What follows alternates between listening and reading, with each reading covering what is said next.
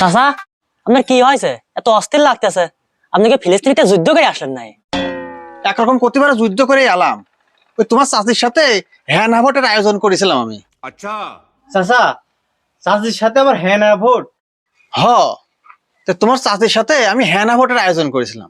তো বললাম যে এইবার ঈদই আমরা কোনো কিছুই কিনবো না। তো তোমার চাচি বললো যে হ্যাঁ। আমি তখন খুশি হলাম, তো তাহলে তো এবার কিনা লাগবে না। আর যেই কইছি আর সাথে সাথে তোমার চাচি এমন করে মার শুরু করলো আমার। ভোট কি সঠিক হয়েছিল? হ, একদম অবাধ, সুষ্ঠু এবং নিরপেক্ষ ভোট হয়েছিল। তারপরেও তোমার চাচি আমার ধরে মারলো, বললো বছরে মাত্র 2টো ঈদ। আমি হ্যাঁ বলেছি, তাই বলে কি তুমি আর দিবা না? কিন্তু ভাইস্তে, আমি ব্যাপারটা ঠিক বুঝতে পারলাম না।